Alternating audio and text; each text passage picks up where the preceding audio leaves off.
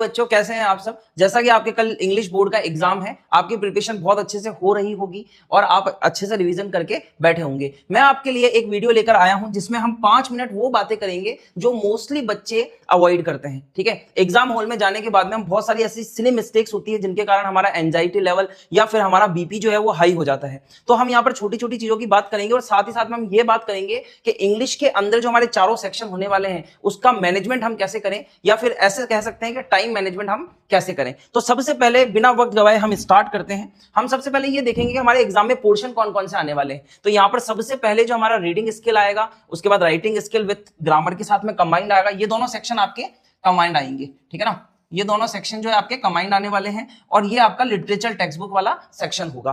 तो यहां पर रीडिंग स्किल के लिए जो मैं आपके लिए टाइम लेकर आया हूं, आप मैक्स टू मैक्स यहां पर 30 मिनट टू 45 मिनट तक अलॉट कर सकते हैं। इससे ज्यादा आपको नहीं करना है और इससे कम भी आपको नहीं करना है। देखिए, कम करेंगे तो आपके पास में ये सेक्शन जो है इसके लिए टाइम नहीं रहेगा, और अगर आपने ज्यादा करा तो मतलब जैसे आपने इसको टाइम को आप इसको कम करने की कोशिश करते हैं कि सर मैं 30 मिनट में नहीं, मैं तो इसे 25 में ही पूरा कर रहा हूं, तो कहीं ना कहीं आपके रीडिंग स्किल के अंदर आपकी जो राइटिंग है वो खराब हो जाएगी। तो हमें उसे भी मेंटेन करना है, क्योंकि यहां पर हम क्या करने वाले हैं, जो एग्जामिनर हमारा होगा, जो कॉपी चेक करने वाला जो पर्सन होगा, उस पर हमें क्या करना है, एक इमेज ड्रॉ करनी है, अपनी एक इमेज बनानी है कि हाँ हमने एक बहुत ही साफ सुथरा काम जो है वो इंग्लिश के पेपर में किया है। तो यहां पर हम क्या करेंगे, 30 टू 45 मिनट करेंगे। और राइटिंग स्किल, एक राइटिंग स्किल जो ऐसा पोर्शन है जिसमें कुछ बच्चों की इमेजिनेशन जो है वो कम होती है, तो वो टाइम टेकन प्रोसेस हो जाता है। तो यहां भी आप कम से कम जो है 30 मिनट अलॉट करके चलिए, ठीक है। उसके बाद रही ग्रामर की बात, तो ग्रामर देखिए स्किल बेस्ड है आपकी।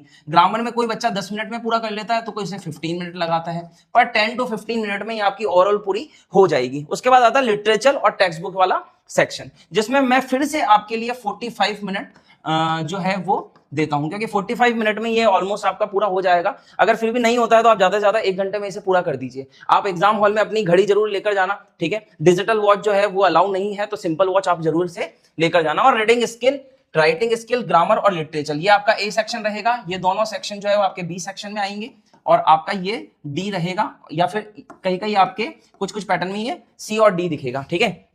तो ये टाइम का आपको अलॉट करना है, इसे ही हम टाइम मैनेजमेंट के अंदर डाल रहे हैं। उसके बाद अगर हम बात करते हैं आगे की, तो आगे है some tips for get 95% English के अंदर। हम ये जो हमारा 80 मार्क्स का एग्जाम होने वाला है उसमें 75 या फिर अबाउ नंबर 80 के आसपास कैसे लेकर आए। तो सबसे पहले मैं कुछ टिप्स की बात करूंगा। सबसे पहला टिप्स है stay calm and take deep breath, ठीक है ना। पहले तो आपको काम रहना है। बहुत बार ऐसा होता है कि हम एग्जाम हॉल के बाहर पहुंचते हैं, दोस्तों से मिलते हैं, और कभी कभी दोस्त बोलते हैं अरे ये टॉपिक पढ़ा क्या, ये टॉपिक पढ़ा क्या, तो हम क्या होते हैं, एंजाइटी में चले जाते हैं। तो वो एंजाइटी और उन लोगों से दूर रहना है। कल आपको ऐसा करना है कि एग्जाम हॉल से बाहर या एग्जाम हॉल में पहुंचने के बाद अपने दोस्तों से बात नहीं करनी। सबसे पहला काम तो यही करना है। उसके बाद मैं बात करता हूं स्टार्ट विद इजी सेक्शन, ठीक है ना। आपको क्या करना है कि एक बार वो जो आपको 15 मिनट शुरुआत में आपको मिलते हैं ना, जिसमें आप अपना रोल नंबर या फिर अटेंडेंस, सिग्नेचर, ये सब कुछ करते हैं, उसके अंदर करना क्या है कि सबसे पहले आपको वो सेक्शन ढूंढ निकालना है जो आपके लिए आपको इजी लगता है, ठीक है ना। ऐसा होता है किसी की राइटिंग स्किल बहुत अच्छी होती है तो किसी का ग्रामर पोर्शन अच्छा होता है,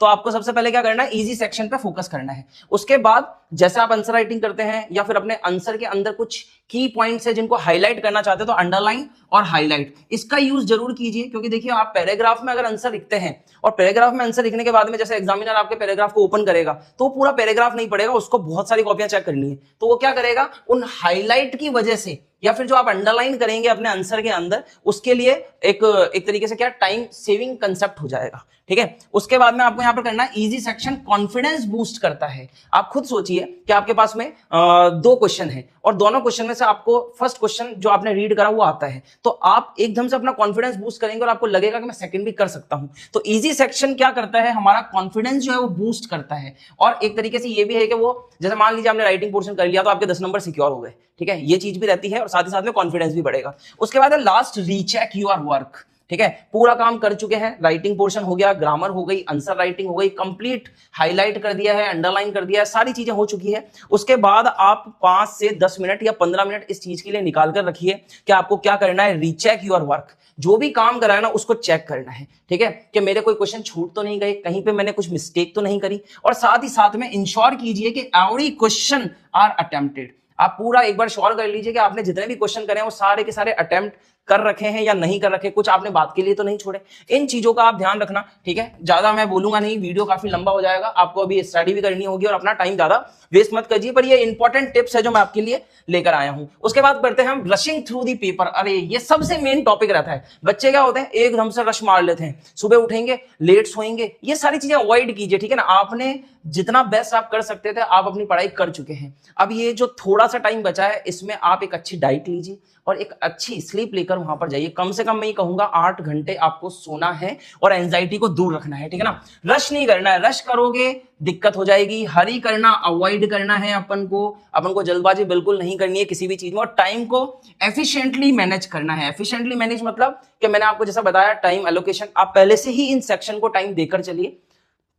ये टाइम जो है आपका वो आगे पीछे हो सकता है, मैंने 30-45 मिनट बताए हैं, तो आप इसको कम ज्यादा भी कर सकते हैं अपने अकॉर्डिंग। और कामली क्वेश्चन सॉल्व कीजिए। देखिए अगर आप काम नहीं रहेंगे तो सबसे मेन प्रॉब्लम ये होगी कि आप जो वर्ड सिलेक्शन करने वाले हैं वो आपसे नहीं होगा, ठीक है ना। जैसे मान लीजिए आप किसी आंसर का किसी क्वेश्चन का आंसर करने वाले हैं और आप वहां पर कुछ वर्ड्स जो है वो इफेक्टिवली चूज नहीं करेंगे तो आपका आंसर जो है ना वो इतना इफेक्ट एग्जामिनर पर छोड़ेगा नहीं। तो ये कुछ एक बेसिक चीजें हैं जिनका आपको ध्यान रखना है। और आपने बहुत पढ़ाई करी है तो स्टे मोटिवेटेड, आपको मोटिवेट रहना है, ठीक है ना। और ये डिस्ट्रैक्शन और जो आपको प्रॉब्लम क्रिएट करने वाले एक एनवायरमेंट क्रिएट कर देते हैं डिस्ट्रैक्टिव, उन लोगों से दूर रहिए। एग्जामिनर हॉल में जाने से पहले सारी चीजें कंप्लीट होनी चाहिए, एक हेल्दी डाइट के साथ प्रॉपर नींद लेकर आप जाइए, ठीक है। All the best for exam, और बहुत ही अच्छे तरीके से आप वहां पर फोड़ कर आना, क्योंकि आपने बहुत ज्यादा मेहनत करी है, इसलिए मैं बेस्ट ऑफ लक नहीं बोलूंगा, लक के थ्रू हम नहीं चलेंगे, हमने बहुत मेहनत करी है। तो all the best for exam और डू योर बेस्ट।